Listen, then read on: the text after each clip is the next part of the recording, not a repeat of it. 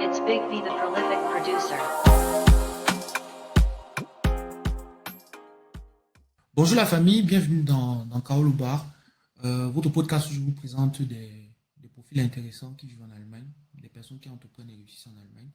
Et aujourd'hui, je vais m'entretenir avec Liliane Sioé, qui est la fondatrice de la structure Lizzy. Comme je disais, qui est la structure à travers laquelle elle coach ses clients dans la gestion de leurs finances et dans les investissements immobiliers. Boursier. Je sais- Mm. Tu dis? Boursier, Ah, investissement boursier. boursier, désolé, boursier. Mhm. Vous vous souvenez, pour ceux qui suivent le podcast du Business Summer Talk qui s'est tenu à Essen cette année, eh bien, sachez que Liliane est l'une des fondatrices de l'événement, l'une des organisatrices de l'événement. Et donc, j'ai eu la chance de participer à un de ces ateliers sur la bourse qui était particulièrement intéressant. Et c'est à ce moment-là que j'ai décidé, donc, bon, j'avais déjà décidé un peu avant, hein, mais c'est après l'atelier du Business Summer Talk que j'ai vraiment décidé de m'entretenir avec elle sur le sujet de la bourse. Donc, bonjour à toi, Liliane. Merci d'avoir accepté de venir, de prendre le temps de discuter avec nous. Merci à Kaoloba. Merci à Paul Junior.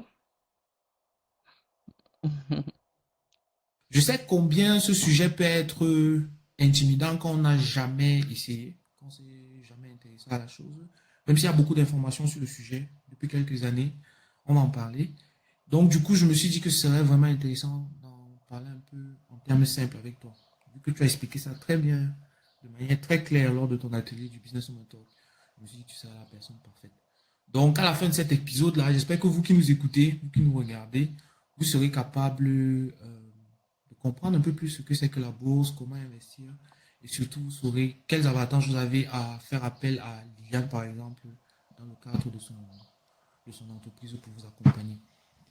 Ok, maintenant que ça c'est fait, on va passer à la première partie du podcast, l'apéro, celle où tu te présentes en quelques mots.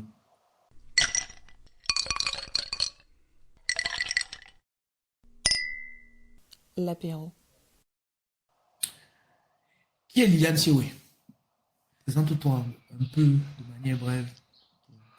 Oui, Liliane, oui, c'est une femme, c'est la fille de quelqu'un, c'est la mère de quelqu'un, c'est une pharmacienne, Mhm. c'est une directrice de département dans une grande structure de la place et c'est une passionnée des chiffres et des finances. Et donc, Liliane Sieu est venue aujourd'hui vous partager sa passion des chiffres et de la bourse et d'autres investissements financiers. Ok, très intéressant ça. C'est tout ce que tu as dit sur ta présentation ou bien tu vas ajouter quelque chose? Ma présentation, si vous voulez les détails privés, j'ai 45 ans, je suis en Allemagne Ok. depuis 26 ans et j'ai essayé beaucoup de choses. Je me suis beaucoup cogné le pied Mhm. et depuis une dizaine d'années, je crois avoir attrapé le bon bout. Ok. Oui. J'étais Qu'est-ce que tu as venue essayé pour avant? étudier. Qu'est-ce que j'ai essayé avant? Mhm. Dans le plan financier, Ouais. j'ai essayé ce qu'on appelle des startups, Ok. les investissements dans les startups. Mhm. J'ai Les essayé fintech. les. C'était pas des fintechs, c'était des startups. Il y en avait une qui était agricole, il y en avait Ok. d'autres qui étaient sur les jeux vidéo, il y en avait d'autres Ah qui étaient. ouais. Oui, oui. Ok. Et donc, on regardait, on a essayé la crypto. Malheureusement, Mhm. le départ s'est avéré être un système de Ponzi. Mais après ça, ça, cogner le pied dans ce domaine-là nous a permis de se demander que, mais on mettait même notre argent dans quoi comme ça?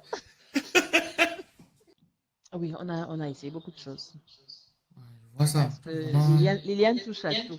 Liliane Non, est assez je vois ouverte. ça. Liliane aime être à la page de la Mhm. technologie euh, et voir comment les avancements, les innovations peuvent m'aider dans mon quotidien, Mhm. dans mon boulot et pour mes à côté, mes activités parallèles. Ok. Donc, Très si tu intéressant ça. demandes les thèmes comme le métaverse, Liliane maîtrise. Si tu demandes l'intelligence artificielle, Tu es Liliane dedans. maîtrise. Ok. Oui, oui, oui. Oui, Non, c'est bien oui. ça. Oui, pourquoi? Parce que nous, quand on a terminé les études, on était dans, on était des jeunes employés et on nous disait, oh, il faut très vite entrer dans ces sociétés. 2 ans, 3 ans ou plus tard, tu pars dans l'autre. Parce que quand tu auras Mhm. 40 ans là, plus personne ne voudra de toi parce que tu n'auras plus rien à apporter à l'entreprise. Et si tu n'as pas, si tu t'es pas battu pour avoir un maximum avant 40 ans, là, c'est fini pour toi. Ouais. Mais ma vraie carrière a commencé à 35 ans. Et là, maintenant, je comprends que c'est parti pour... Oui, oui. Non, je vois. Ok, donc là, vous savez à peu près qui est Liliane, ce qui la passionne. Quelles ont été ses vies dans le passé, les différentes vies qu'elle a eues dans le passé. Vu que tu as parlé de jeux vidéo, toi, tu me fais penser un peu à Super Mario. Dans Super Mario, quand tu joues, tu as 3 vies. Tu meurs, tu te lèves, tu continues, tu meurs, tu te lèves, tu continues. Donc, maintenant, vous savez qu'elle me fait penser à Super Mario. Et là, on va passer donc au Happy Hour.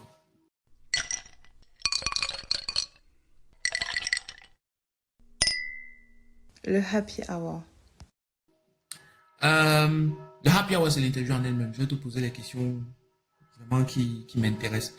Mais avant de commencer, je voudrais mettre sur la table, clarifier certains thèmes qui touchent à la bourse. Pour que les personnes qui n'ont jamais eu affaire au sujet ne soient pas perdues dans la conversation qu'on aura. Donc, est-ce que tu peux déjà expliquer, s'il te plaît, ce que c'est que la bourse? La bourse, bon, si je vais terre à terre, Mhm, on sait que nos arrière-grands-parents, nos aïeux avaient des systèmes de troc. mhm, J'ai ma récolte d'arachides, j'ai besoin de maïs pour faire mon compte chape demain. mhm, Je vais sur la place du marché, je donne un peu d'arachides contre du mhm. maïs. Ouais. Ça, ce sont des échanges. Ces échanges-là ont été développés par les Européens et la place du marché, c'est un peu plus professionnalisé. On Mhm, a eu la venue des monnaies, mais à la base, l'idée de je te donne quelque chose pour avoir autre chose était déjà là. mhm, Maintenant, il y a des gens qui ont eu l'idée, OK, toi, le vendeur de poissons, hein, tu ouais. vends une fois par semaine. De quoi aurais-tu besoin pour pouvoir vendre 3 fois par semaine? Si je te donne de mon argent, est-ce que tu pourras vendre 3 fois par semaine et me donner une partie du bénéfice? Hein? Mhm, C'est de là que cette idée d'investir dans le business d'autrui a commencé. Et maintenant, avec la colonisation qui a commencé et des grands besoins de capitaux pour financer les bateaux, les voyages et après pour distribuer les récoltes de la colonisation, ça s'est encore plus intensifié et des gens ont commencé maintenant à donner des capitaux à ces sociétés qui partaient faire des colonies, faire des achats dans les colonies et venaient revendre. Hein, on connaît l'exemple très banal du chocolat, du cacao. mhm, Ça a été l'une des premières matières qui s'est vendue sur les places de marché européennes. Donc, les essences de la bourse ont commencé vraiment avec la colonisation et ça s'est exporté aux États-Unis, par exemple, avec les migrants européens qui ont commencé à partir aux États-Unis, s'installer. Et ce principe de je te donne mon argent pour que ton entreprise grandisse et je profite du fait que tu grandis, c'est ça le principe initial de la bourse. ok.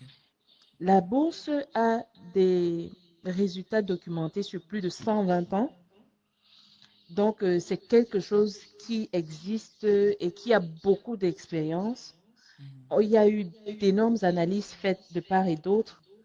Et donc, ça lui donne beaucoup de fiabilité et de crédibilité. ok. Il y a plusieurs manières d'investir dans la bourse. Il y a les actions que tout le monde connaît, c'est un mot que tout le monde a forcément entendu. Et il y a les ETF. Ce sont les deux produits principaux dont on entend parler quand on commence à s'intéresser un peu à la bourse. Est-ce que tu peux expliquer les deux termes? Bon, on l'a déjà fait un peu, hein, mais est-ce que tu peux les différencier pour que ceux qui écoutent puissent savoir de quoi il s'agit? Oui, l'action, c'est une part d'entreprise Mhm, qui est mise sur le marché à un prix fixe qui est connu du marché. mhm, Donc, une entreprise peut dire que, OK, si tu nous donnes 200 dollars, tu as une part de notre entreprise et ça te donne droit à ça et à ça. Maintenant, les ETF, ce sont des fonds d'investissement qui regroupent un panier d'actions, de mhm, sociétés. Et une action d'une entreprise isolée, ça veut dire que quand tu l'as, tu dois être conscient que si cette entreprise va mal, je vais mal. Si cette mhm. entreprise va bien, je vais bien. Et en la bourse et avec l'expérience, on sait que il faut avoir un panier d'actions parce que quand tu as un panier de 1000 actions, par exemple, si une entreprise va mal, ça ne te touche pas beaucoup Mhm. puisque tu auras 999 qui Ouais. pourront aller bien à ce moment-là. Donc, moi, je dis, pour quelqu'un qui débute dans les investissements boursiers, il faut donner la priorité aux ETF, Exchange Traded Fund, Mhm. et vraiment se rassurer que on a compris la base des actions et des ETF et qu'on commence par effectuer des achats d'ETF. Et avec le temps, on continue de s'informer, de s'éduquer avant d'aller prendre des actions isolées. Ok. Tu peux citer quelques exemples d'ETF? Oui, je peux prendre deux exemples Mhm. spontanément. Ouais. Un ETF qui est très diversifié, c'est par exemple le FTSE All World, Mhm. FTSE All World. Il est très Mhm. diversifié avec plus de 3000 entreprises. Un deuxième ETF qui est très diversifié, c'est le MSCI World, très Mhm. diversifié avec plus de 1500 entreprises. Ça, c'est le plus connu, ça. Oui, c'est le plus connu de beaucoup. Mhm. Et un autre ETF aussi très diversifié, c'est par exemple le S&P 500 Mhm. qui a 500 entreprises. Mais sinon, tu as le Eurostock qui a 600 entreprises Ouais. et tu as d'autres ETF qui auront 100 entreprises, 50 entreprises. Mais moi, je dis, pour une bonne diversification et une diminution de risque, mon ETF doit avoir au moins 100 entreprises. Comme ça, au moins, tu es sûr que si quelque chose arrive, ben, tu vas pas souffrir comme si tu en Oui, avais si une moins. entreprise, pour une raison quelconque, n'a pas une bonne performance, Ouais. mon ETF va pouvoir absorber. Donc, la performance d'autres entreprises va pouvoir absorber. Le temps que cette entreprise disparaisse de l'index. Parce que ce qui aussi est bien à la bourse, c'est que on prend le cas de l'Allemagne où nous résidons.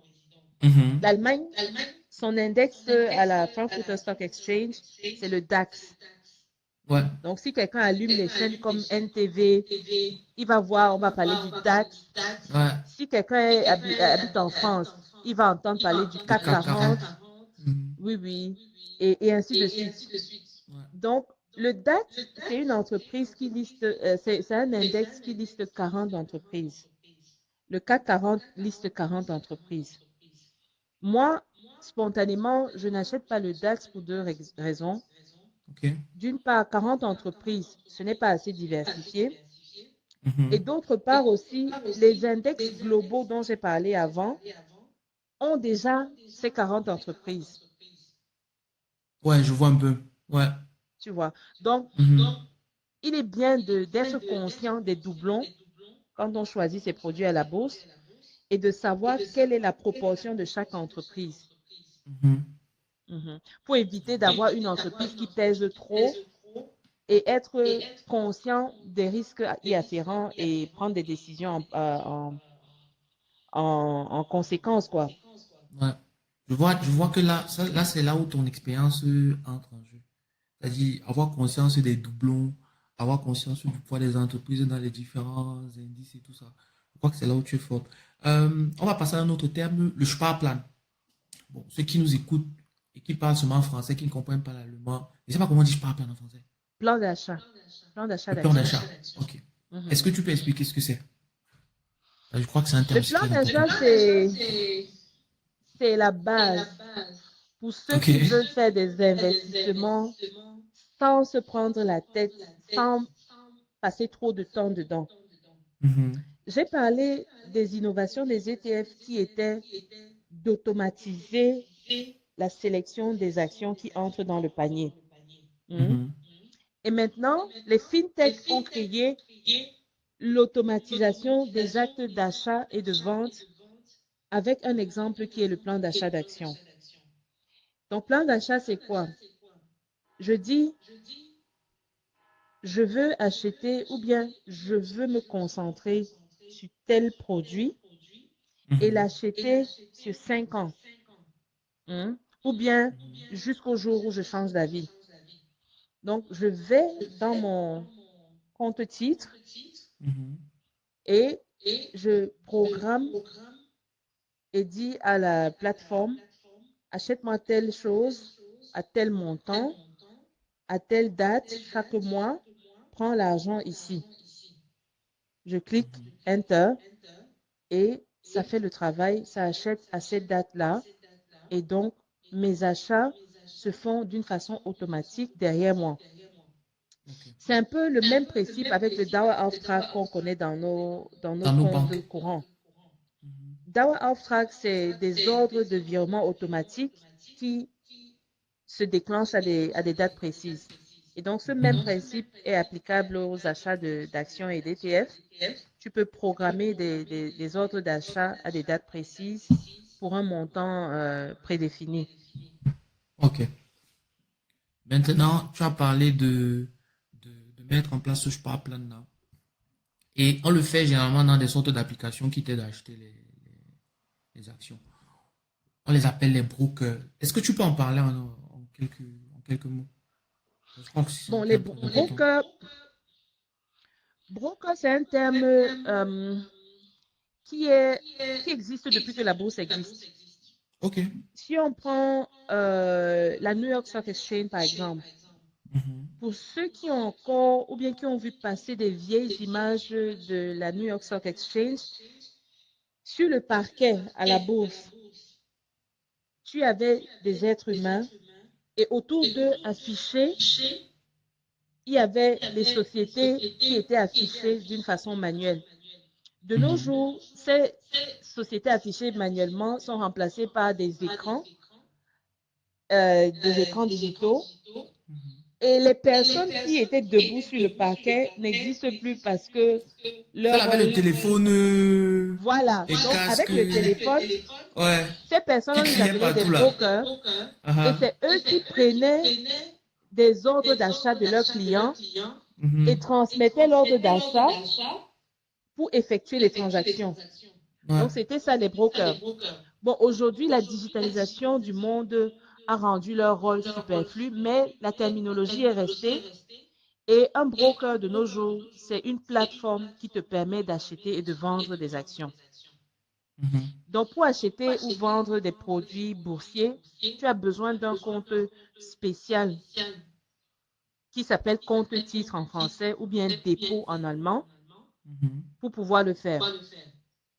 Beaucoup de banques classiques proposent des dépôts, que ce soit la Deutsche Bank, la Targo Bank, la Commerzbank. Ils ont tous des dépôts qu'ils proposent. Et maintenant, tu as la fintech qui a permis à des sociétés spécialisées juste en ligne de proposer aussi ces mêmes services-là, mais à des coûts nettement moindres que les banques classiques. Mhm. Donc, des brokers en ligne, c'est ma préférence. J'ai commencé avec des brokers de banque classiques. Ouais, tu me disais ça J'ai l'autre même, jour. oui, oui, j'ai même commencé avec une banque qui était en ligne, mais qui avait certes moins de frais qu'une banque classique, mais de nos jours ne peut plus faire le poids contre une fintech. Ouais. Donc, c'était la Commerzbank. Mais j'aime toujours la Commerzbank pour certains actes précis. Lesquels, par Par exemple? exemple, ils ont l'option de Muster Depot Mhm. qui te permet de faire des simulations de stratégie. Ah, ok. Oui, oui, que tu peux utiliser avant d'effectuer des achats avec ton vrai argent. Ouais. Donc, si quelqu'un veut Uber, il y a comme direct qui a ce Muster Depot qui peut utiliser pour Uber une stratégie. Mhm. Comme dit aujourd'hui, mon préféré, c'est Scalable Capital. Ouais, ça tu m'as dit. J'adore leur interface et les petites analyses qui y sont. Mon deuxième choix, c'est Trade Republic. Mhm. Euh, Là-bas, je peux avoir la même chose que chez Scalable. Et en plus, ils ont leur FED Zone de 3,75% de Sur ce ton que tu argent as dans ton, que tu poses là-bas. ce que tu n'as pas investi. Ouais. Ce qui Ça, c'est permet très intéressant, ça. de détourner ça comme Tages quel compte. Ouais. Scalable Capital a aussi cette offre, mais c'est lié avec un compte Prime. Et le compte Prime est intéressant pour les traders actifs. Ouais. Parce que là, du coup, on te dit 0 € de transaction, mais un compte gratuit chez Scalable Capital te prend D'accord. aussi 1 € si tu veux faire des achats isolés. Mais si tu fais un spar plan, c'est sans frais. Ouais. Donc, beaucoup de banques en ligne et de ces brokers de fintech-là, ils sont à 0 € de frais quand tu fais des achats en plan d'action, en spar plan. Ok. Maintenant, on a expliqué certains thèmes. Maintenant, on peut commencer la discussion en tant que telle, je trouve. Euh, Tu es coach en gestion de finances et en investissement boursier, comme je l'ai dit au début. Est-ce qu'il y a un aspect en particulier qui est plus demandé que l'autre? C'est-à-dire, les gens qui te contactent, est-ce qu'ils viennent plus pour la gestion de leurs finances ou bien est-ce qu'ils viennent plus pour les investissements immobiliers? Immobilier, je dis toujours, boursier. Bon, normalement, hein, Mhm. ou bien mes deux produits phares, c'est deux Ouais. modèles. Un coaching à 10 modules, donc Mhm. 10 séances, avec des thèmes prédéfinis Mhm. et un thème au choix du client. Les thèmes prédéfinis sont fixés par moi parce que ça te donne toute la base nécessaire pour avoir compris ce que c'est que la bourse, comment choisir tes ETF, comment choisir tes actions, comment même effectuer des achats d'autres produits d'investissement boursier. Mhm. Et donc, ça, c'est le paquet du débutant. Ouais. Mais sinon, il y a aussi des consultations individuelles pour des personnes qui ont déjà une certaine expérience, mais veulent progresser sur un sujet précis. Donc, quand tu commences maintenant le coaching à 10 modules, on va commencer par analyser tes finances. Donc, budget, les dettes, Mhm. et maintenant établir ses objectifs financiers avant même de commencer à établir une stratégie et aller maintenant dans le vif du training qui est apprendre ce que c'est que une action, comment est-ce qu'on lit ou bien on analyse une action, un ETF, comment est-ce qu'on lit ou on analyse un ETF, et ainsi de suite. Ok. C'est de ma responsabilité de m'assurer que une personne qui commence à la bourse commence sur une base financière saine. Pourquoi? Parce que mon devoir, c'est d'assurer de la durabilité dans les investissements de la personne qui a terminé chez moi. Ouais. Ça ne me sert à rien de donner du training à quelqu'un et puis pas effectuer des investissements et il se retrouve avec des dettes qu'il n'avait peut-être pas prévues. Ouais. Non, c'est très intéressant. Donc, en fait, les deux sont liés. Oui, Tu ne peux c'est pas, lié. tu C'est peux pas lié. parler de bourse si tu n'as pas déjà fait un travail au préalable. Tu peux parler, mais je ne veux pas faire partie de ce genre de plan. Ouais. Et tu as commencé quand? Avec Lizzie. Quand est-ce que tu as lancé Lizzie? Avec Lizzie, j'ai commencé l'année dernière Mhm. de façon formelle, de façon plus structurée. Mais avant ça, c'était quelqu'un a une question, me demande, et puis j'aide la personne d'une Mhm. façon spontanée. Et toi-même, personnellement, c'était quand le premier contact avec la bourse? Quand est-ce que tu as eu le- Mon premier contact à la bourse, ça remonte à peut-être 15 ans aujourd'hui, hein. Ah ouais. Oui, oui. Pourquoi? Parce que quand j'ai commencé à travailler, à un moment, mon conseiller banquier à la Targo Bank me force à prendre un rendez-vous parce qu'il veut Mhm. me parler de quelque chose.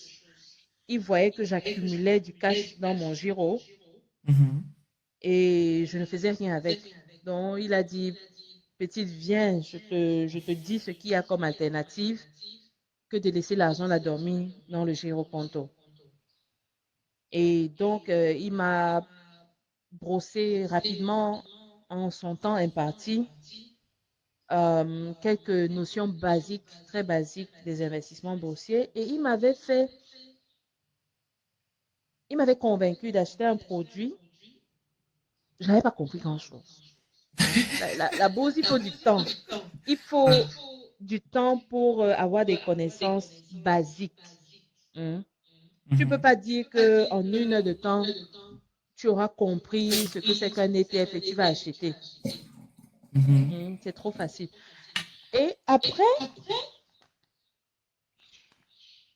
quand un souk tombe, je regarde, je dis que mais, si, qui a versé 60 euros dans mon compte? Donc, la notion de dividende, je ne savais pas du tout. Donc, En je fait, tu vois savais 60 rien. euros. Il y a un âge, non. Et puis aussi, il faut dire que avant les avancées technologiques et la digitalisation qui ont conduit aux Mhm. ETF, acheter à la bourse, c'était réservé pratiquement aux riches. Ah, Pourquoi? Parce donc que cette idée reçue-là était quelque part vraie. non, c'était très vrai. Parce qu'il y avait des modèles qui te prenaient carrément 6% de ta somme que tu investis. Et les fonds d'investissement, si tu n'as pas 5 000 euros, ne viens même pas. Aujourd'hui encore, il y a des Ok. produits boursiers où si tu n'as pas 6 000 euros, ne viens pas. Il y a des fonds Mhm. d'investissement où si tu n'as pas 20 000 euros, ne viens pas. Ouais. Mais il y a cette partie qui a été démocratisée, comme je dis, et qui est accessible à une personne lambda. Ok. Donc, les dividendes sont tombés. Je n'avais toujours pas compris. Je n'avais même pas eu le réflexe de lui demander que, mais qui verse l'argent dans mon compte là depuis? Mais j'ai eu un besoin de liquidité et j'ai vendu ce placement Mhm. pour récupérer mon argent. On Donc parlait, maintenant, c'était une action. c'était un fonds d'investissement immobilier. Ok. Donc, un fonds dont l'argent sert à construire des bâtiments, mettre en location. Et maintenant, c'est les retombées de ces locations-là qu'on versait comme dividendes. Ouais. Et c'est bien après que j'ai compris même de quoi il s'agissait quand j'ai retrouvé les Unterlagen et que j'ai lu. Bon, maintenant, on revient encore avec la nécessité de commencer par comprendre ses finances. Hmm. Mhm. Si j'avais compris mes finances avant d'acheter le produit, j'aurais assuré ma liquidité avant de commencer à investir. Ouais. Et je n'aurais pas eu besoin de vendre quelque chose qui était lucratif. Ouais. Maintenant, je te comprends. Et à partir de quel moment tu t'es dit, OK, euh, je vais lancer Lizzy pour accompagner les membres de la communauté sur ce chemin-là? Qu'est-ce qui t'a poussé à faire ça? C'est une rencontre fortuite. OK, là, ça Donc, devient intéressant. l'année dernière, je me lève pour aller, parce que j'ai vu une connaissance poster un flyer sur son statut WhatsApp. Mhm. Je dis, oh, mais c'est un programme qui est, ça sonne bien, ça sonne, hein, ça me ressemble. Et là-bas, là, il y a des thèmes là que je ne maîtrise pas encore. Donc, je m'en vais Mhm. me former. Je book un workshop et je vais me former. Hein. C'était la Phenomenal Woman qui se tenait à Mhm. Francfort l'année dernière. Et donc, j'y vais et j'assiste à un workshop sur les investissements immobiliers Mhm. qui était dirigé par deux personnes qui sont des partenaires aujourd'hui, Finance Immovelt. Ouais. Et donc, j'ai tellement appris du workshop. Et maintenant, pendant le networking à la pause, je les approche et on commence à discuter d'autres sujets. Mhm. On parle de notre plus grand crash financier des années 2021-2022, le célèbre Lied Liman. Mhm. Et de fil en aiguille, on commence à parler des investissements boursiers. Et c'est là où je me rends compte que Alain de Imo Finance West, professionnellement, il est à la bourse Mhm. et aussi en privé, il y est. Donc, on commence à s'échanger sur le sujet. Et je ne sais pas si spontanément, je lui ai dit, j'aime ce que tu fais et si je peux t'aider à pénétrer la communauté et nous empêcher de faire des erreurs qui vont nous freiner dans notre épanouissement, dans notre construction de patrimoine, je m'engage. Mhm. On a dit, OK, ah, si tu parles pour parler. Si tu veux être dans l'action, ça va se savoir. Et donc, Donc, c'est comme ça que le contact s'est établi entre vous. Pour ceux qui oui, oui, écoutent, c'est Alain Tagneux de, de Finance Imo Welt, Finance Welt, Immo oui. Finance Welt, qui était aussi organisateur du Business Summer Talk. On s'est vu ensemble. En fait, Oui, il avait aussi un atelier qu'il donc animait. le Business Summer Talk vient aussi Mhm. du fait que, OK, tu crées maintenant ta structure et comment est-ce qu'on peut créer des synergies? Ouais. Hmm? Quels sont les sujets qui nous ont donné beaucoup de maux de tête quand on a terminé avec nos études, quand on débutait dans la vie active, quand on a terminé avec notre formation, ou bien même pendant qu'on y était.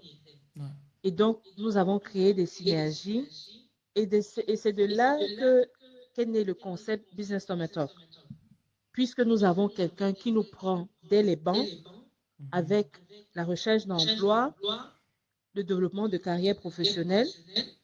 Ouais. On a quelqu'un qui nous prend et dit, avant de commencer à envoyer des enveloppes au pays, à chercher à investir au pays, sache que tu peux d'abord donner la priorité à tes investissements ici et prendre les retombées de tes investissements pour faire des cadeaux ou bien investir au pays, Ouais. tout en te construisant ton patrimoine.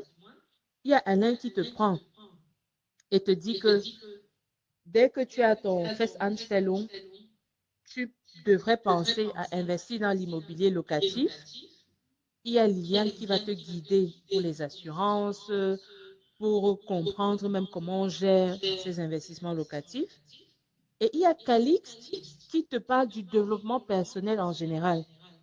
Donc, des questions que, en tant qu'adulte, tu dois toujours te poser au fur et à mesure pour que ta vie aille dans le sens qui te sera favorable et en relation avec tes objectifs et tes aspirations.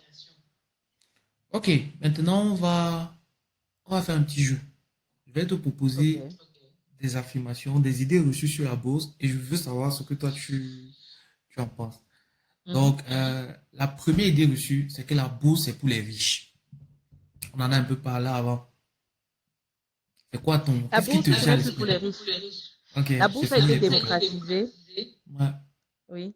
Et avec 10 euros par mois, tu entres à la bourse. Hein. Et la bourse, le temps, c'est ton meilleur allié à la bourse. Plus tu es jeune, plus tu vas bouffer à la bourse. Ouais. En fait, il faut investir sur le long terme, c'est ça. C'est là où tu manges le plus. Et il ne faut pas Einstein, le paniquer. célèbre le Einstein, Ouais. a défini les intérêts composés comme étant la huitième merveille du monde. Ah, ça c'est vrai. Ça, j'ai découvert ça Einstein, dans mes recherches. Einstein, tu sais depuis combien d'années c'est le plus célèbre mathématicien. Ouais. Qui suis-je pour douter de ce que Einstein dit?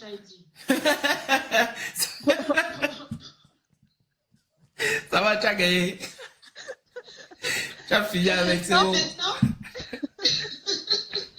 Moi, Junior, on va pas la bouche, c'est quelque chose de très sérieux. Non, ça va, ça va, ça va. Si Einstein a parlé, c'est bon. Hey. Einstein a dit. Maintenant, comment faire pour comprendre ce que sont les intérêts composés et leur impact? Oui, tu peux aller chercher l'information ou tu peux venir chez Lizzie et on gère. Voilà. Petit placement. Non, mais c'est pour ça que tu es là, ça va. C'est pour ça que tu es là. Mais tout à l'heure, on disait que le temps, c'est ton meilleur allié. Ça veut dire aussi qu'il ne faut pas paniquer parce qu'on a souvent entendu parler des crashs boursiers. Oui. Là où tu achètes, puis ça se casse la figure. Oui. Ça ramène à la deuxième affirmation. Oui, vas-y. La bourse, c'est comme le casino. Est-ce que c'est vrai ou pas? C'est faux. C'est faux même. Tu as insisté sur le faux là, hein? Non, c'est trop faux. Ok. Je vais faire une nuance à la fin. Mais je commence à dire, nous avons le MSCI World qui est tracé sur 120 années. Et en 120 années, a une performance annuelle de 8%. Et dans ces 8% annuels-là, tu as le crash de 1929. Tu as le crash des années 40. Tu as le crash des années 80. Plus récemment, nous avons la crise des subprimes en 2008. Nous avons la crise du Covid en 2020. Malgré tout ça. Et malgré tous ces crashs, nous avons une performance moyenne de 8%. Pour moi, pour que la bourse disparaisse, il faut que notre conception du monde occidental et de la consommation à l'occidental disparaisse. Pourquoi? Parce que, un exemple aussi que j'avais pris pendant le Business Tomato, j'ai montré le logo de 100 entreprises. Parmi ces 100 entreprises, il y a au moins 50 qui sont connues de nous et au moins une trentaine qu'on utilise au jour le jour. La bourse est autour de nous plus qu'on ne l'imagine. Même celui qui fournit le courant qui entre dans ta maison est listé à la bourse. Celui qui te vend ton café que tu bois chaque matin, Nescafé qu'on connaît au pays là, est listé à la bourse. Celui qui te fournit les cahiers, même au pays, sa femme est listée à la bourse de Douala. Et depuis ces 120 années, ça a été constant. Maintenant, la nuance que je voulais faire, c'est par rapport aux produits boursiers à haut risque. J'ai remarqué que beaucoup de formations de la bourse parlent de Forex, parlent de trading et parlent de beaucoup d'autres produits boursiers à haut risque. N'entrez pas là-bas si vous n'avez pas au moins 5 années d'expérience avec les produits simples. Donc, les ETF, les actions. Et quand vous avez déjà maîtrisé ces deux domaines-là, vous pouvez commencer à étudier les autres domaines. Mais n'entrez pas dans les milieux spécialisés si vous n'avez pas au moins 5 années d'expérience. Ça, c'est tous ceux qui font souvent les publicités sur YouTube, là. Je les vois souvent sur YouTube, ils font des publicités, ils disent, viens, je vais t'expliquer. Ils sont partout. Ils sont partout. Mais est-ce que tu peux commencer la mathématique avec les algorithmes sans avoir fait le 1 plus 1? Non, je peux pas. Donc, c'est un peu ça que Lizzie essaye de faire comprendre aux gens. Et c'est vrai qu'on ne va peut-être pas aimer, on va dire que c'est langue bailey, machin, ceci. Mais si ta base n'est pas solide, tu peux te retrouver être un géant au pied d'argile et être fragile. Et la bourse ne blague pas. Tu viens mal, ça te frappe correct.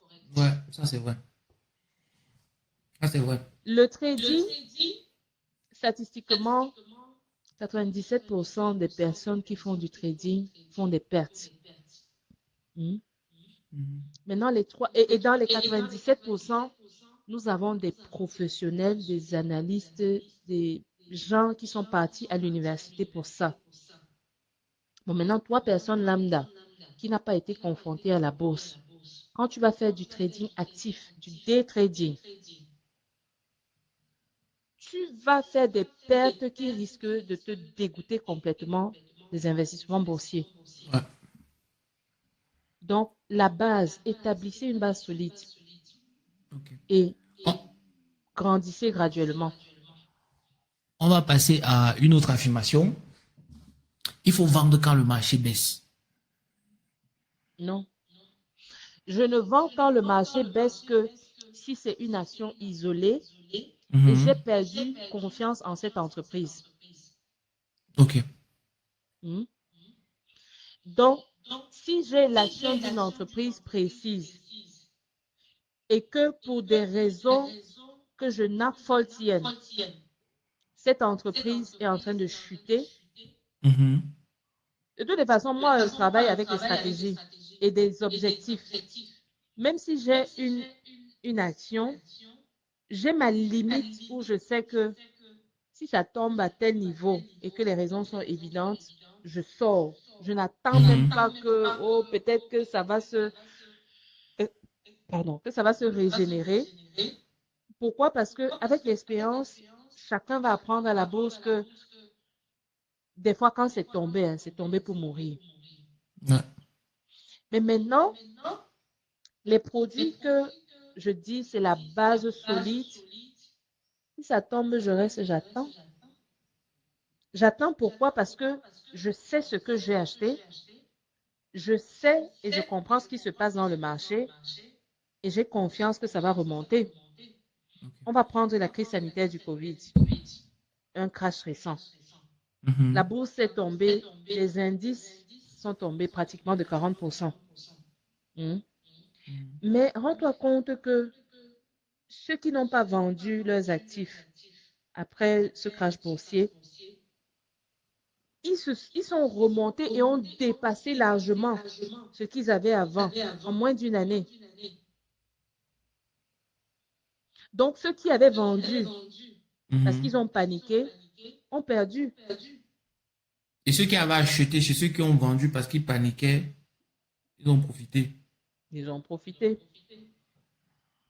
Dans le fond du Puisque message, c'est donne quand ça panique. s'est... Non, il faut savoir à quel moment paniquer. Mhm. Hmm. Bon, don't panique même, parce qu'à la bourse, il faut toujours maîtriser ses émotions. Ouais. La bourse, c'est quelque chose de très factuel, hmm, très mathématique, Mhm. et il y a des règles à suivre. Et il faut connaître ces règles, c'est impératif. On ne met pas les émotions, on ne met pas le cœur, Ne même pas les organes. on ne met pas les organes. On sait à quel moment on fait des actions ciblées. Mais ça m'amène à une question. J'investis quelle somme je dois investir de mon argent personnel pour ne pas mettre les organes?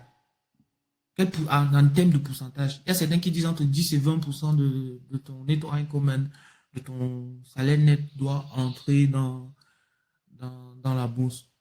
D'autres disent non, prends l'argent que tu peux perdre sans avoir à avoir des maux de tête. C'est quoi le Bon, truc en fait? oui, je vais un peu essayer de différencier les deux concepts. Mhm. Hmm. Toute personne qui vit en Allemagne, hein, comme dit une certaine blogueuse, a le devoir et même l'obligation d'épargner et d'investir cette épargne. Mhm. Pourquoi? Parce que nous avons un sérieux problème avec le financement des retraites. Ouais. Hmm. C'est clair que celui qui n'aura pas investi d'une certaine manière va voir son rythme de vie diminuer de moins de moitié Ouais. à la retraite. Donc, statistiquement, pour maintenir son rythme de vie qu'on a en tant qu'employé à la retraite, il faut garder et investir au moins 10% de son netto Mhm. régulièrement. Hmm. Mhm. Plus tu peux investir de ton netto, plus tu auras des moyens à disposition, soit pour compléter ta retraite ou vivre une meilleure vie après ta retraite, ou prendre pour investir au pays, Mhm. ou bien même à partir d'un certain pourcentage, tu es capable même de penser à arrêter ton boulot classique et vivre de tes retombées de tes investissements. Ouais. À partir... Donc, c'est aussi des choses que dans nos modules, nous voyons. Donc, vraiment montrer à la personne coachée que toi, si c'est dans tes plans, voici ce que tu auras besoin d'investir pour gérer ta retraite. Mhm. Si tu veux mettre 500 € de côté pour les parents chaque mois, plus la retraite, tu dois investir tel pourcentage. Si tu dis qu'à 50 ans, là, j'aimerais arrêter de travailler et faire seulement mes business, voici quel pourcentage tu dois investir. Ouais. Mm. Donc, ça, c'est Euh, par rapport aux 10% et autres. Maintenant, par rapport au risque et ouais. l'argent que tu peux investir sans avoir mal, moi, je dis 1% de ton patrimoine actuel. Ça veut dire que si tu as un patrimoine de 1000 € et que tu as envie d'aller blaguer, pas blaguer avec 10 €. Ouais. Pourquoi? Parce que si tu prends plus, la perte que tu peux faire va te ralentir dans ton Dans l'atteinte de tes accroissement. objectifs. Oui, Ouais. oui, ça va te ralentir beaucoup. Et c'est aussi pour ça que dans la stratégie qu'on appelle Core Satellite, on dit, si tu as des actions isolées, il faut veiller à ce que chaque action représente 1 à 2% de ton portefeuille global. Mhm. Parce que si ça n'aime, ça n'impacte pas trop les Ouais. investissements. Très intéressant. Autre affirmation, bonne entreprise égale bonne action. C'est vrai ou c'est faux? C'est vrai ou c'est faux? Non, c'est pas très vrai. C'est Il y a des vrai. exemples de bonnes entreprises qui ne sont pas forcément des bonnes actions à acheter. Hmm, tu sais, il y a ce qu'on appelle le market sentiment. Hmm. Mhm. Les actions ou bien la place du marché, ça dépend aussi des acteurs. Hmm. Tu peux Mhm. faire un bon boulot, mais si les gens ne te font pas confiance et n'ont pas envie de te donner leur argent, tu n'auras pas la capitalisation qui vaut ton vrai potentiel. Ouais. Hmm. Je C'est crois pour que ça j'ai une que, entreprise oui. X, ex-Twitter. Mhm. Je crois que eux, tu vois, je suis souvent à la tech aussi, des applications, des émissions sur la tech. Et on dit souvent que Twitter, c'est la première source d'information pour beaucoup de monde là-dehors. Les politiciens, par exemple, tu peux pas être politicien et toucher le monde que tu veux toucher si tu n'es pas sur Twitter. Mais paradoxalement, personne ne veut investir dans Twitter parce que Twitter n'a pas encore trouvé le petit truc là qui va le rendre rentable. Je ne sais pas si ça correspond à cette entreprise. Bonne entreprise, tout le monde on peut pas s'en passer. Elle est Oui, là. mais je crois que je vais passer cet exemple parce qu'il y a Ok. des questions très politiques autour du propriétaire de Twitter Bon, ouais, ça c'est vrai. et Ça, qui c'est vrai. vont de l'ordre des convictions personnelles. Ouais, ça c'est vrai. Mhm. Là, on parle d'Elon Donc, Musk, pour ceux qui ne savent pas. oui, Elon Musk, c'est un homme d'affaires d'origine sud-africaine. Mhm. Beaucoup ne le savent pas. Ouais, ça c'est vrai. On pense qu'il est américain. Et il a tellement bouleversé le capitalisme, la façon de faire les choses, la façon d'approcher même les médias et l'information qui est à la disposition des peuples, Mhm. qu'il est très controversé. Est-ce que tu as alors une entreprise comme ça, bonne entreprise, mais l'action, tu dis non, n'achetez pas. Bon, pas non, n'achetez pas. Hein. Puisque Mhm. la décision d'achat est toujours une décision personnelle. Personnel, ouais. Mais une entreprise où je me pose quand même des questions sur son pouvoir innovant, c'est par exemple Mhm. PayPal. Hmm. Ouais. PayPal, on la connaît tous. Bon, pas tous ça. Il y a encore la possibilité d'avoir des nouveaux membres, des nouveaux clients. Mais pour l'instant, PayPal ne m'a pas encore montré quels sont les produits qu'ils sont en train de développer, ou bien quels sont des besoins qu'ils peuvent encore couvrir. On a besoin d'autres services, hein, Mhm. qui vont même les différencier d'autres fintech. Ouais.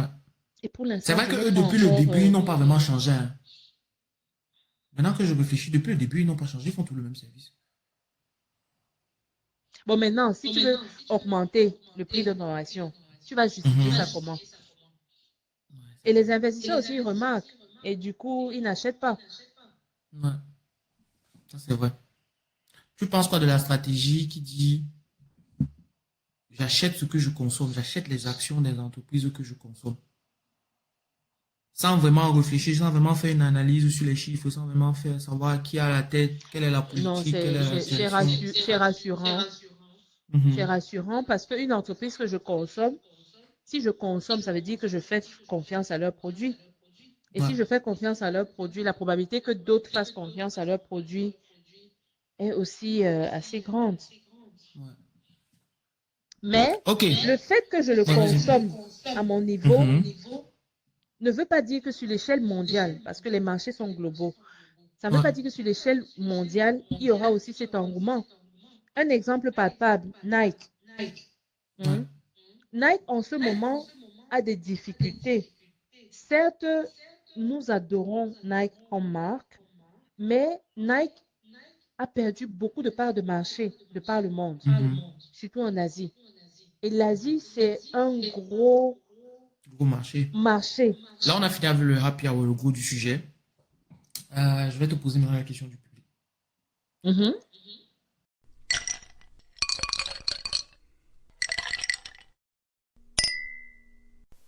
L'open bar. Première question du public. Euh, c'est quand le bon moment pour se lancer? C'était hier. C'était hier. C'était hier. Le C'est une bon manière moment de pour se dire lancer, que c'était hier. c'est une manière de dire que il n'y a pas de bon moment pour se lancer. Vas-y Non. juste. Market timing, tous ceux qui ont essayé ont compris que ça ne sert à rien. Ok. Hein. Quand tu as tes fonds, même tes 10 euros, Mhm. commence. Et c'est quand tu seras dedans maintenant que tu vas adapter. Hein. Ouais. Puisque celui qui commence à 10 euros hein, Mhm. et commence à comprendre ce qu'il fait, très vite, il aura envie de mettre 20, 30, 50, 100, 300, 500, Mhm. 1500, 3000. Parce qu'il aura compris les enjeux, il aura compris les leviers et il Tu as compris saura le ce qu'il principe fait d'intérêt composé. La huitième merveille. du monde. Ok. Oui, oui. Deuxième question du public. Comment ceux qui sont au Cameroun peuvent investir dans la bourse? Ah, Quelles pour possibilités l'instant, ils ont? c'est quelque chose où vraiment j'avais dit que je cherche plus le pays là, mais je n'arrive pas à le faire. Donc, j'ai essayé. Non, le pays m'a chaud. Ok. Mais j'essaye de rester en contact avec l'écosystème boursier camerounais, Mhm. CEMAC, puisqu'on a dit que la Douala Stock Exchange couvre la zone CEMAC. Mhm. Et quelles sont les opportunités pour les personnes sur place? Ce que mes recherches ont donné jusqu'à présent, c'est que les banques vendent ce qu'on appelle là-bas sur place des fonds communs de placement, hein, Mhm. qui sont des fonds managés de façon active. Fonds managés de façon active, au contrario des fonds managés de façon passive, qui sont les ETF, il y a ce désavantage des coûts y afférents. Mhm. Hein. J'ai entendu que les fonds communs de placement qui sont offerts en Afrique donnent entre 4 à 5% annuels. Mhm. Je suis sûre que les coûts de management vont bouffer 2 à 5% Ok. au-dessus. Bon, maintenant, est-ce qu'il y a des plateformes qui permettent aux Camerounais lambda d'investir directement à la bourse, comme nous on le fait ici, au travers des online brokers Mhm. ou des ou d'autres plateformes à notre disposition à travers les ETF. Vraiment, ça, c'est un sujet sur lequel Moi, je n'en ai on jamais doit entendu se parler plan. personnellement. Quoi, des fonds communs de placement Non, les online brokers, des trucs comme ça. pour l'Afrique? Non, pourquoi? Ouais. Parce que c'est un domaine qui est pratiquement inexistant. Mhm. Et notre bourse n'est pas active. Hmm. C'est peu de liquidité à cette bourse-là. Mhm. Mais le manque de liquidité vient aussi d'où? Ça vient du fait qu'il n'y a pas assez de personnes qui sont là pour acheter et vendre. Ouais. Parce que c'est ce dynamisme-là qui fait vivre la bourse. J'achète ici, je vends là-bas, j'achète aujourd'hui, je vends Mhm. demain. C'est ça qui fait tourner l'argent dans le marché. Ouais. Bon, tant qu'il n'y aura pas d'acteurs qui sont prêts à investir dans ces bourses locales, il y aura toujours ce problème de liquidité. Bon, comment le résoudre? J'espère que nous aurons des Madame Joya avec son Ijara. Tu dois Mhm. certainement connaître Ouais. Ijara pour les crypto-monnaies Ouais. locales. J'espère qu'il y aura d'autres personnes comme ça qui vont y aller et créer une solution.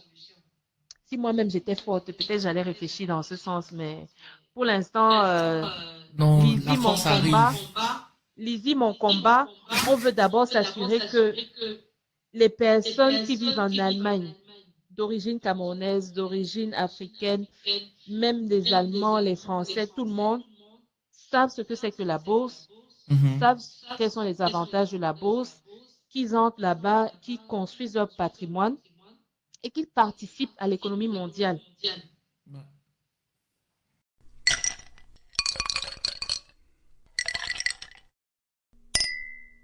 L'afterwork. On va passer à la dernière partie. Les questions qui clôturent l'interview. Ça fait longtemps qu'on parle ensemble. Euh, Quelles sont tes recommandations à tous ceux qui veulent s'intéresser à la bourse, qui veulent rester au courant de ce qui se passe? Je parle là de podcast, chaîne YouTube, journal, site internet, n'importe quoi. Quelles sont tes recommandations? Ah non, j'ai pas de recommandation. Ma seule Mhm. recommandation, c'est d'être curieux. Ok. Mhm. Parce que pour moi, il n'y a pas de pape. Mhm. Mhm. Je ne peux pas dire que oh, telle personne-là, je la suis et vraiment, ces informations, c'est toujours on point. Pourquoi? Parce que mon ressenti, ce sera par rapport à mes aspirations. Et Mhm. ce pourquoi cette personne me parle peut ne pas être ce qui va parler à l'autre. Ouais. Mhm. Donc, il faut juste entrer des keywords dans les plateformes YouTube. Il faut visiter des pages comme, enfin, des chaînes télévision comme Bloomberg ou bien NTV. Mhm. Là, on est Hmm. déjà dans les recommandations. Non, ce n'est pas des recommandations, c'est des trucs publics, des Ouais. choses qui existent. Mais je me dis, bon, ok, si on veut être dans les recommandations, il y a des choses qui Mhm. existent là dehors et qui sont accessibles à tout le monde. Ouais. Mais je dis, il faut être curieux et essayer beaucoup de choses afin de trouver ce qui correspond à soi-même. Ok. Hmm. Parce que tu peux avoir, par exemple, un influenceur qui, sa façon de présenter des choses ne va peut-être pas te parler. Peut-être son contenu sera bon, Mhm. mais tu peux trouver, La par exemple, forme. Liliane te dit que vas-y, et tu arrives là-bas, c'est quelqu'un qui est cartésien, il sort seulement les chiffres, il bombarde les chiffres de partout, et tu dis que non, c'est trop sec. Elle-même, elle se basait sur quoi pour dire ça, tu vois. Ouais. Donc, tu tapes ce que tu cherches dans YouTube, tu vois ce que la page te propose, et tu cliques, tu écoutes, tu cliques, tu écoutes. Avec le temps, tu auras fait tes propres préférences. Ok. Je Mhm. sais qu'il y a des livres qui m'ont aidé à comprendre que je devais prendre mes finances en main, mais je ne Mhm. sais même pas si ces livres-là sont encore d'actualité. Je les avais trouvés au hasard comme ça dans des bibliothèques ou bien sur Amazon. J'ai acheté et j'ai lu. J'ai bu le contenu parce que je ne sais pas si c'est parce qu'on pensait que je suis une fille et que l'argent n'a pas à m'intéresser, mais vraiment, je suis sortie de la maison comme ça. Je ne savais même pas qu'il y avait un loyer à payer Mhm. Je trouve que et c'est, autant de choses. je trouve que ça, c'est un truc sur lequel, en tout cas, moi, j'ai décidé de mettre un peu l'accent dans l'éducation de mon enfant.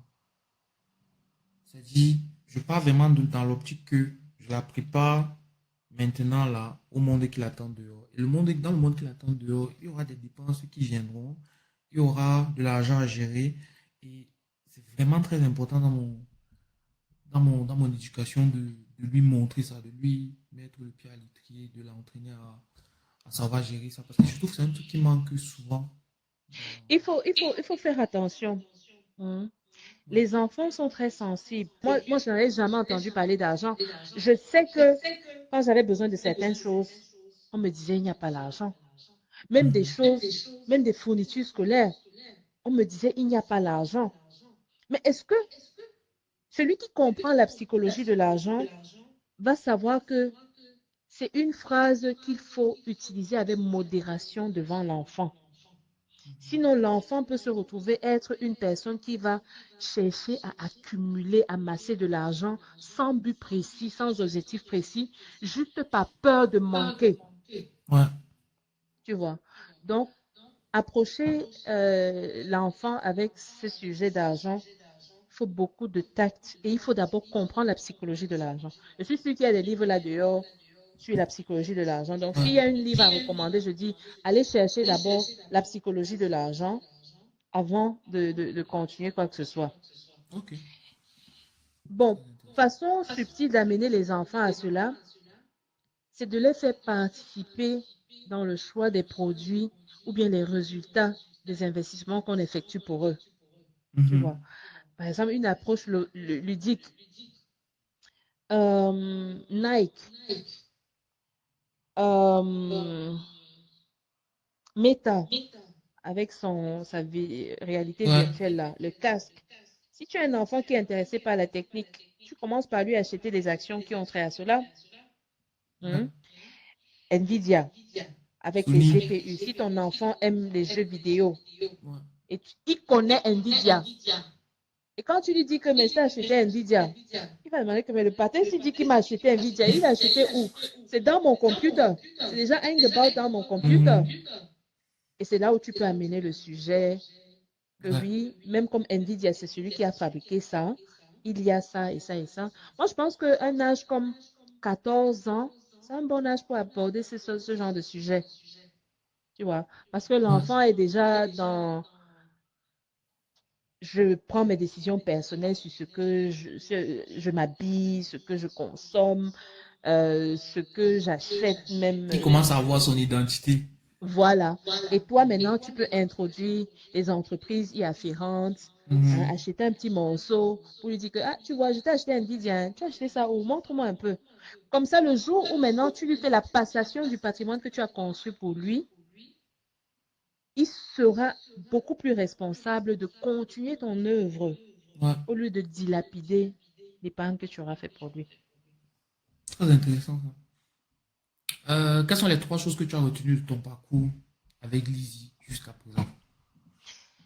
Les trois choses que j'ai retenues, c'est que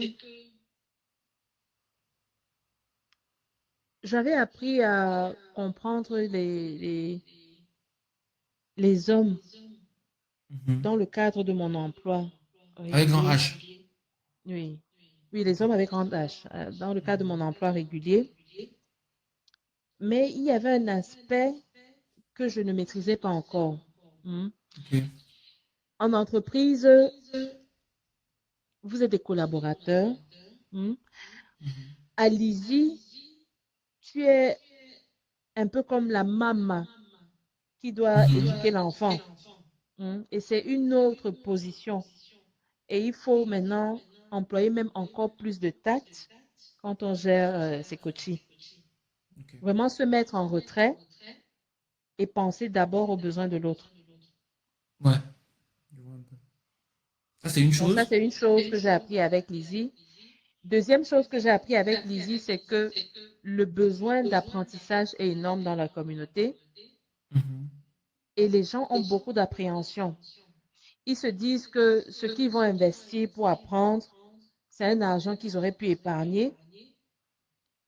Mais si nous sommes francs, surtout des générations qui ont essayé par elles-mêmes, chacun a perdu des milliers d'euros, faute de connaissances. Beaucoup ont perdu des dizaines de milliers d'euros, faute de connaissances. Donc,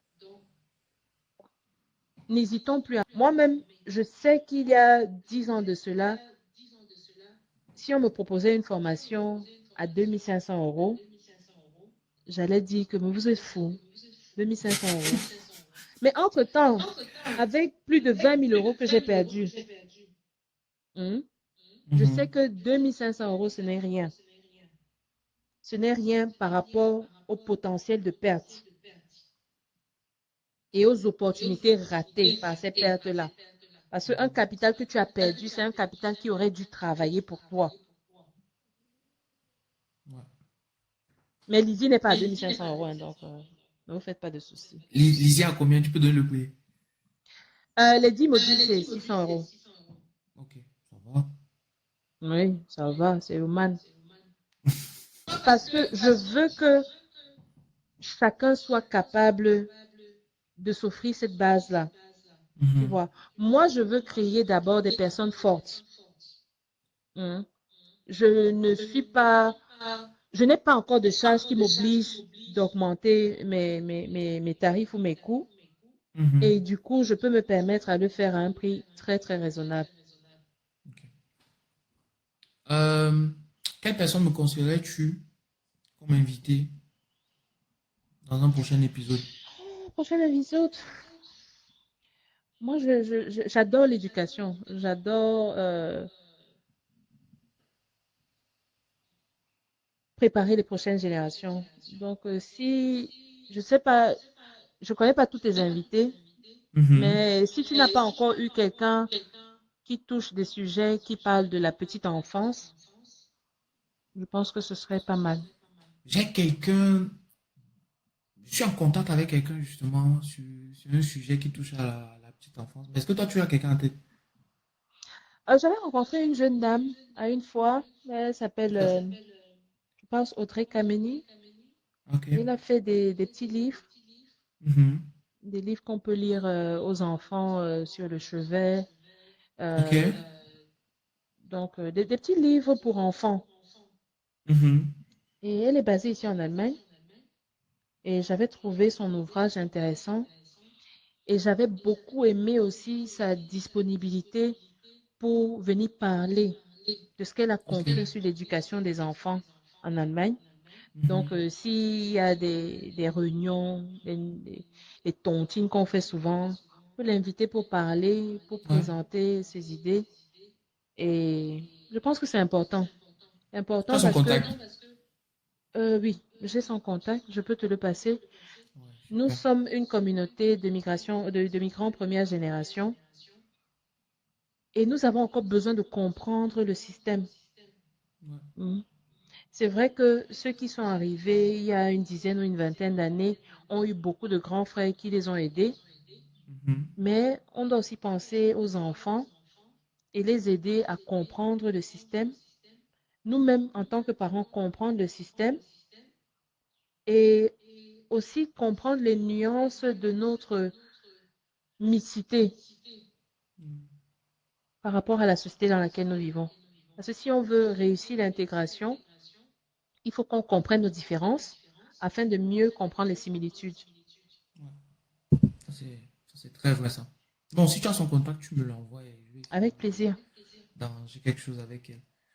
Comment est-ce qu'on peut te contacter? Comment on fait pour contacter Liliane? Liliane Siwe se contacte le plus simplement par WhatsApp ou bien Ok. appel téléphonique au 0176 69 49 51 82. Mhm. Et sinon, je ne sais pas si on peut scanner. De toute façon, tu peux Excusez-moi, m'envoyer tes mes contacts. Je coordonnées vais et les puis mettre tu dans. distribues. Ouais, je vais les mettre dans les show Je ne notes de sais pas si l'émission, comme ça, d'habitude. si ça pourrait être scanné. Ouais. Ta carte de visite, n'est-ce pas? Oui, C'est un peu flou. un peu flou. Ouais, mais j'ai ta carte de visite. Je crois que je vais mettre Oh, toutes ok, tes informations en super. ligne. Super. Euh, Donc, Lizzie se fera plaisir d'accueillir qui veut nous connaître. mhm, Nous avons une première consultation de 30 minutes qui est gratuite et mhm. toute personne peut nous aborder, poser quelques questions, savoir qui nous sommes et puis se décider après, quoi. Ok. Maintenant, dernière question pour finir. Moi, j'ai une playlist sur Spotify que j'alimente avec les sons des invités, avec mes sons à moi. Donne-moi quelques sons que je pourrais mettre dans la playlist. On va dire deux ou trois. Tu suis quoi là actuellement en termes de musique? Deux ou trois. Mhm. J'ai adoré la chanson Lonely at the Top. Tu es un peu Lonely on comme my mind. Carlos. Carlos l'adore Ah aussi. bon? Ah Ouais. bon, hein? Non, Carlos mais tu adore sais, la cette chanson. chanson, c'est le message qui m'interpelle beaucoup.